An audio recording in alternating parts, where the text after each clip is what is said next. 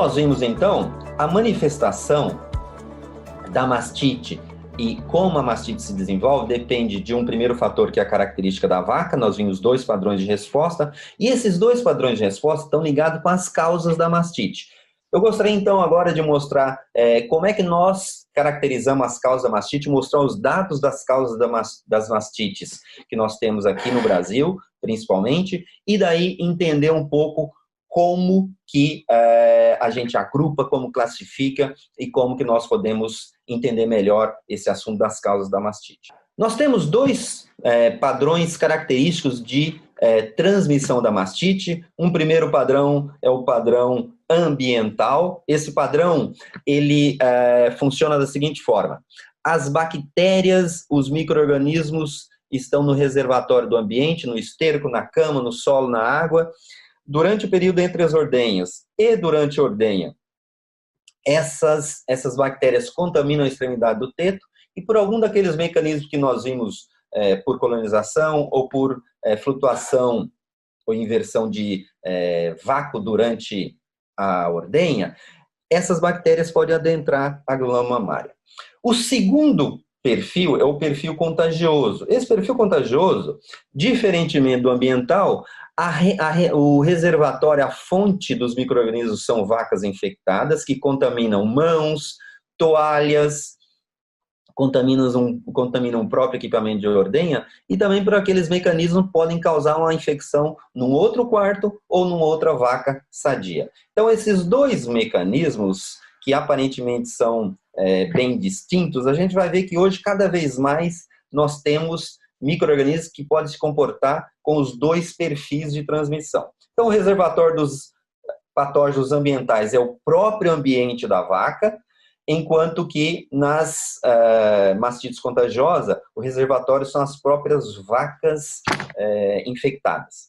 A transmissão acontece do ambiente para a vaca e, no caso da vaca, entre vacas sadias e infectadas. E, finalmente, a forma de manifestação ou de apresentação, caracteristicamente as mastites ambientais têm mais um perfil de manifestação clínica, enquanto as mastites contagiosas, mais um perfil de manifestação subclínica. Passando, então, para como que nós identificamos qual que é o tipo de transmissão, qual que é o perfil, qual que é o tipo de bactéria, qual que é o tipo de micro-organismo.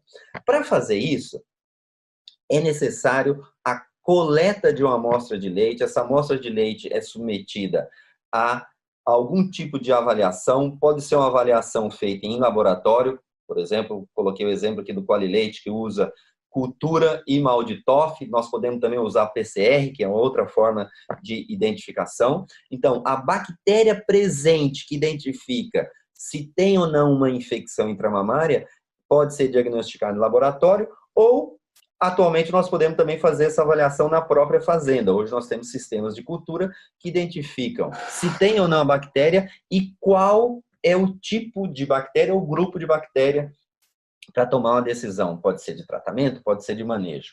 Então, nesses sistemas, após a coleta da amostra, o leite é inoculado, esse leite é incubado e em 24 horas nós vamos ter ausência ou identificação de um determinado grupo de micro-organismos. Em termos de esses 2 grupos, contagioso e ambiental, quais são as principais bactérias que nós temos hoje desses 2 grupos?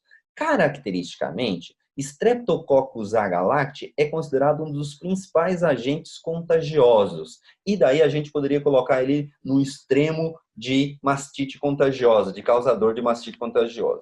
Por outro lado, a Escherichia coli, caracteristicamente, é um agente de origem ambiental e poderia ser colocado num outro extremo. Ou seja, Escherichia coli é uma bactéria gram-negativa que tem como reservatório, essencialmente, esterco, fezes, e daí essas fezes contaminam a água, contaminam equipamentos, contaminam o teto da vaca e causam nova infecção. Então, esse aqui é um perfil de transmissão ambiental e, no caso do Streptococcus agalacti, um perfil de transmissão contagioso.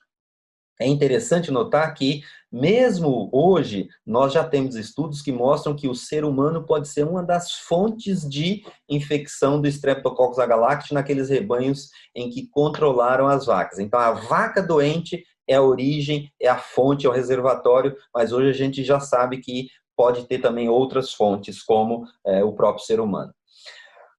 Mycoplasma e Staphylococcus aureus também são considerados agentes contagiosos, mas, por exemplo, Staphylococcus aureus já tem outras fontes de transmissão, como, por exemplo, a pele, o ambiente, a mão.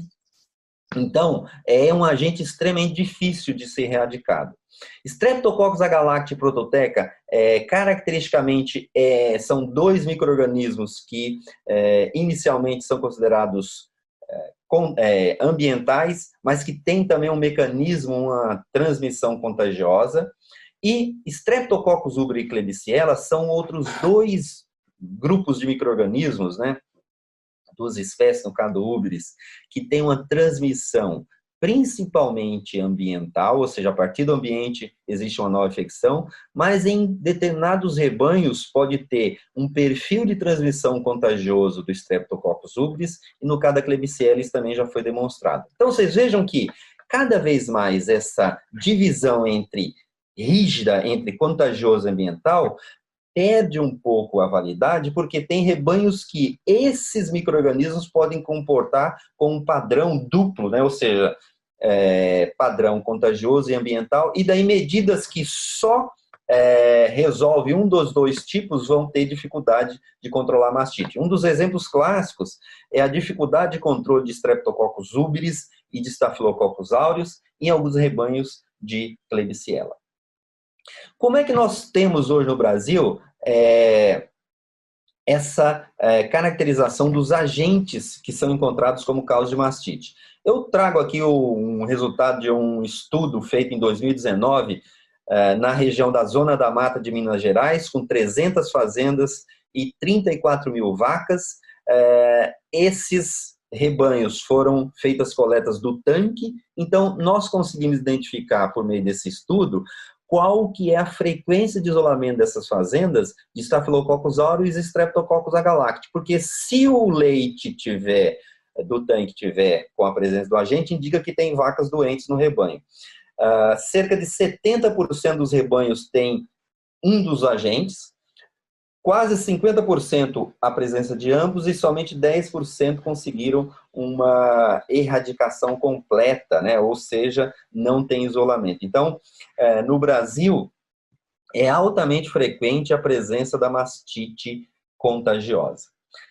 Quando a gente começa a avaliar dados, agora, ao invés de tanques, dados de vacas, eu trago aqui para vocês uma informação bastante recente dos principais agentes causadores de mastite de 2018 a 2020, que foi fornecido pela OnFarm em julho de 2020. Então, dados que foram coletados de mastite clínica de cerca de 52 mil amostras indicam que 5% dessas amostras são contaminadas, ou seja, mesmo para um sistema de cultura na fazenda, que é o caso desses dados, nós temos um índice de contaminação relativamente baixo, cerca de 37% não tem crescimento microbiano negativo e cerca de 58% positivo. Então, essa é a caracterização da mastite clínica.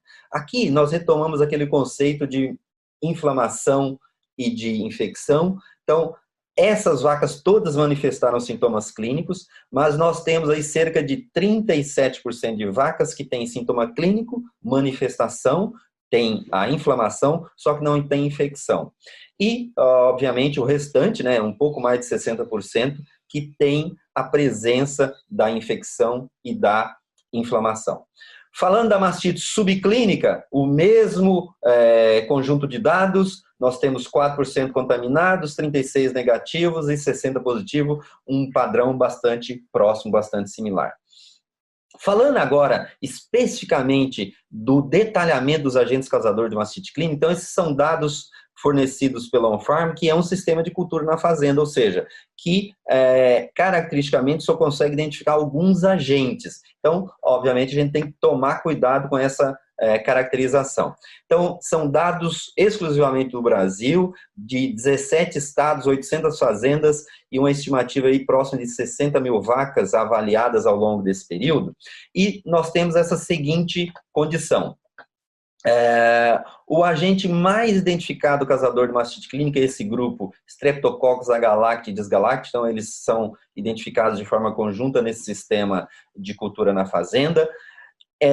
Em seguida, Staphylococcus não aureus e posteriormente Escherichia coli. Então, dos 3 agentes mais identificados, 2 gram-positivos, 1 gram-negativo. Streptococcus aureus 12%, outros gram-positivos, Staphylococcus aureus 8%, aí vem Klebsiella, que é um gram-negativo, Prototeca, outros gram-negativos e outros em menores frequências. Queria destacar aqui que, excluindo os dados negativos, nós temos como gram-negativos um total aqui de aproximadamente 25% de isolamentos de bactérias gram-negativas dentro desse conjunto de dados de vacas que tiveram sintomas de mastite clínica. Então, esse aqui é um perfil, uma caracterização bastante recente e do número bastante significativo de vacas. Por outro lado, a mastite subclínica, considerando dados aí de 14 estados, 825 fazendas, rebanhos e também 60 mil vacas, o perfil é muito característico, sendo que principalmente, o principal continua sendo o Streptococcus agalacti, Staphylococcus não aureus com um aumento bastante grande, né, 27%, e a Escherichia coli com um isolamento bem menos significativo. Então, caracteristicamente, a mastite subclínica tem um padrão, um perfil, principalmente de agentes gram-positivos. E outro destaque é Staphylococcus aureus com 16% de isolamento. Então, aqui, caracteristicamente, nós temos grande aumento, né, de Staphylococcus não aureus e também de Staphylococcus aureus. Essa situação de um rebanho ou de rebanhos com alto percentual de vacas com mastite contagiosa, em particular para o Streptococcus agalacti, leva a perdas bastante significativas. Eu vou exemplificar aqui quanto que são essas perdas baseado no estudo de 2019 que avaliou o efeito de infecções causadas pelo Streptococcus agalacti em vacas leiteiras. Então, 150 fazendas, 15 mil vacas avaliadas, 204 mil dados, e aqui caracteriza a produção de leite antes e após a identificação da mastite. O que esses autores nos indicam é que as vacas com infecção causada por Streptococcus agalacti têm uma redução em média de 2,5 kg antes e após esse diagnóstico. Essas perdas são perdas que persistem por pelo menos 3 meses. E se a gente pensar, extrapolar esses dados para uma prevalência do Brasil aqui próxima de 20%, nós temos a seguinte situação. Então, nós temos um rebanho aqui estimado de, eu coloquei aqui 100 vacas, 20% de Streptococcus agalacti, né, que é aquela estimativa média que nós vimos. Coloquei uma produção média aqui de 25 quilos por vaca dia, e daí nós temos as seguintes perdas. Produção de leite, então, considerando em 100 vacas, 20 vacas, 2,5 kg, né? Eu estimei aqui uma perda em termos de bonificação por célula somática de 3 centavos por litro. Essas 20% de vacas Streptococcus agalacti aumenta significativamente a célula somática do tanque e as perdas finais. Então, por dia, nós estimamos em 50 quilos de leite por dia, 75 centavos, considerando a produção de 2.500 litros, e se a gente monetizar tudo isso, R$150. Isso, traduzindo ao mês, caracterizaria só de produção de leite 1.500 litros a menos e totaliza R$4.500. E se a gente tornar esses dados para um semestre, nós temos aí uma perda estimada de cerca de R$27 mil para esses rebanhos. Então, vejam que é um impacto extremamente significativo para a economia do rebanho. Isso nos dá a seguinte perspectiva. O impacto que causa a mastite subclínica e a mastite clínica é extremamente significativo. E eu gostaria de mostrar, então, quais são esses prejuízos. Nós temos, em termos de mastite, dois tipos de diferentes abordagens. Um é os custos diretos, que a gente pode considerar desembolsos ou despesas, e nós temos os custos indiretos, que seriam as perdas. O conceito de perda é aquele benefício que você deixa de ganhar em função de ter a mastite. Nesse caso, então, os custos diretos estão ligados com os tratamentos, controle e morte das vacas. No caso dos tratamentos, nós temos leite descartado, medicamentos, diagnóstico, mão de obra, são todos desembolsos feitos em razão, principalmente da mastite clínica. No caso dos custos de controle, todas as medidas que são demandadas, exigidas para prevenir a mastite em função de manter o rebanho produtivo, são despesas diretas que a mastite implica. Então, toda a higiene de ordenha, tratamento de vaca seca, vacinação, manutenção de equipamento de ordenha, que, se não for feito, afeta a mastite. E, finalmente, as perdas indiretas implicam em a vaca reduz a produção de leite, ou seja, ela produz menos leite do que ela tem potencial, diminui a qualidade do leite, além de implicar na perda de produção. Esse leite produzido reduz a sua qualidade industrial e também o preço desse leite, redução da fertilidade, descarte prematuro e bem-estar da vaca. Eu vou passar, então, agora a mostrar alguns estudos que quantificam e que vão nos dar uma ideia de qual que é a proporção de custos ligados com a mastite. Bom, esse é um estudo que foi feito pela nossa equipe em 2018, foi feito, então, com vacas aqui no Brasil, 250 rebanhos, 32 mil vacas, 250 mil dados, e a estimativa foi baseada na célula somática individual e na perda, na diferença de produção de leite em relação à vaca com célula somática baixa. Então, consideramos aqui o dado a partir de 200 mil células, a estimativa é de que, então, as perdas começam até anteriormente a 200 mil, mas colocamos aqui 200 mil como um limite, e vacas com 500 mil células de primeira lactação têm uma estimativa de perda de 1 litro vaca dia, e vacas adultas, assim, 2 lactação, 3 litros de vaca dia. O que nos dá uma ideia de que essas vacas, em relação às companheiras sadias do rebanho, produzem menos leite e, consequentemente, esse leite vai afetar a receita, vai afetar a lucratividade, vai afetar a sustentabilidade da fazenda. Em termos gerais, nós podemos generalizar que vacas com célula somática alta têm talvez média de perda de 1 a 3 litros vaca dia. Se nós fizermos essa conta, as mesmas vacas, o mesmo estudo, só que ao invés de litros vaca dia em porcentagem, essa porcentagem variou, considerando aqui de 500 mil células somáticas, de 3% a 8%, que dá uma ideia do impacto em termos de produção. Então, vacas com célula somática alta, vacas com mastite subclínica, têm menor produção de leite. Esse talvez é um dos principais prejuízos causados pela mastite e um dos que mais afetam a lucratividade da fazenda, como nós vamos mostrar depois. Esse aspecto é principalmente caracterizado pela menor capacidade da vaca de produzir leite e, consequentemente, essa vaca vai ter uma produção menor do que as vacas sadias do rebanho. Só para a gente ter uma comparação com estudos feitos em outros países, aqui é o impacto da célula somática sobre a produção de leite de um estudo realizado no Canadá em 2012. Aqui também eles acompanharam as células somáticas individuais e a produção de leite de primeira, segunda e terceira lactação. Então, nós podemos ver aqui, essa é a curva da primeira lactação, com 500 mil, a estimativa de perda aqui por volta de 1,28 quilos, e de segunda e terceira lactação, as curvas são muito próximas de 2 quilos. Então, vocês vejam que esse estudo foi um pouco mais conservador em termos de perda, né? Mas variou de 1 a 2 litros com 500 mil células somáticas de média de vaca.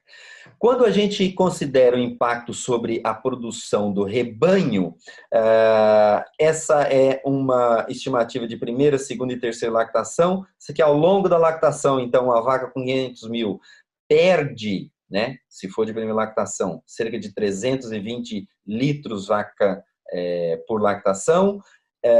De segunda lactação, 550 litros por lactação. E, finalmente, vacas com terceira ou mais lactação tem uma perda durante a lactação por volta de 600 quilos dias. Então, isso aqui, 600 quilos por lactação. Então, isso aqui dá uma ideia do impacto causado na redução da produção de leite.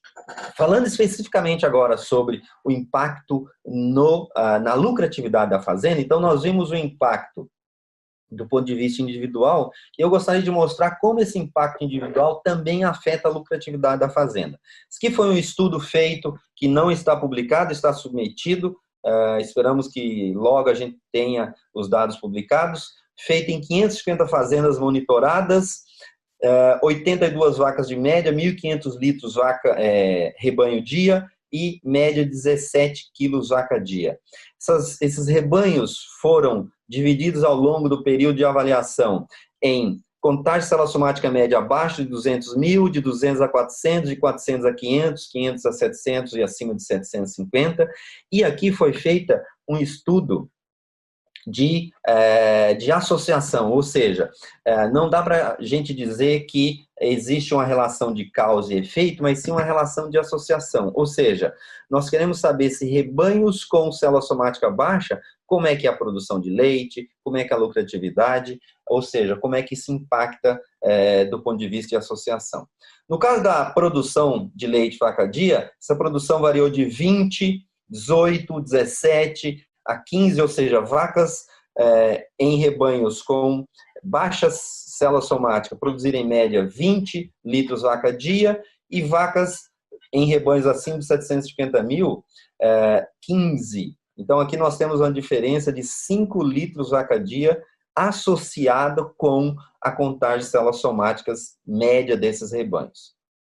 Passando, então, agora para a questão do custo de produção, esses rebanhos foram monitorados em termos de custos de produção e, caracteristicamente, esses rebanhos tinham um monitoramento mensal de todos os custos, todas as despesas vinculadas ao sistema de produção. E daí uma pergunta muito clara o fato de ter célula somática mais baixa impacta o custo, ou seja, produzir leite com célula somática mais baixa impacta em produzir com mais custo ou não?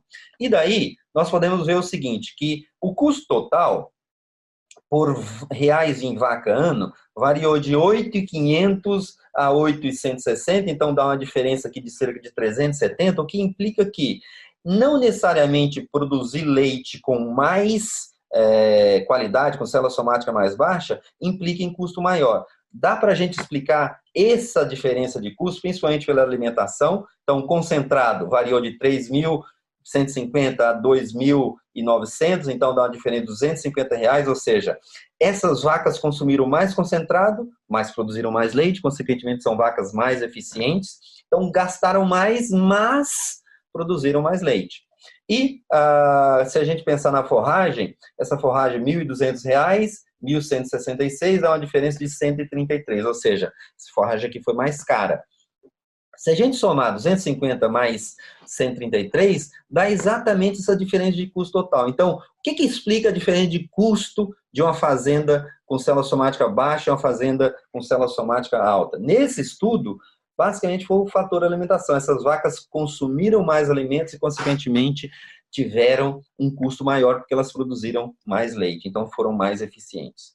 Em termos de medicamentos, né, que é um dos insumos ligados com tratamentos, com manutenção da saúde das vacas, 319 e 296, então não explica essa diferença de custo. E para a gente, então, R$23 somente diferença de custo.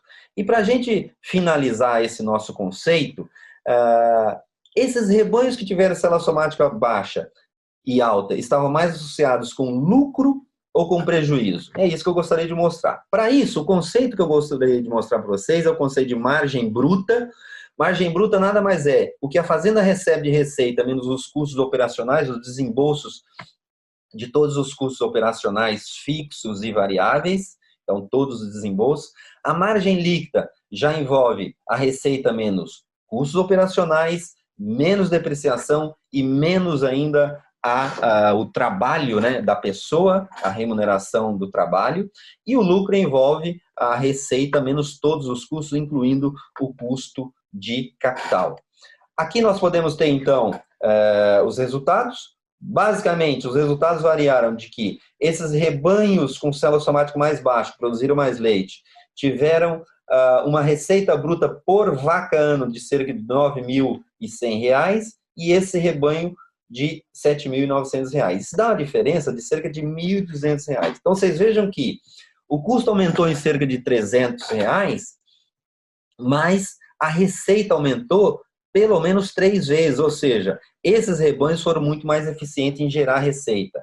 Em termos de margem bruta, que é esse conceito de receita menos custos operacionais, a diferença foi em termos de R$ 800, ou seja, esses rebanhos ganharam de margem bruta R$ 800 a mais, aqui foi 2.270, aqui 1.570, 1.450. Em termos de margem líquida, quando se considera todos os custos de depreciação, custos de remuneração do trabalho, essa margem já fica da ordem de R$ 700. Ou seja, mesmo incluindo todos esses custos, nós tivemos uma margem líquida, né, uma margem bruta, bastante diferente entre os dois grupos de rebanho.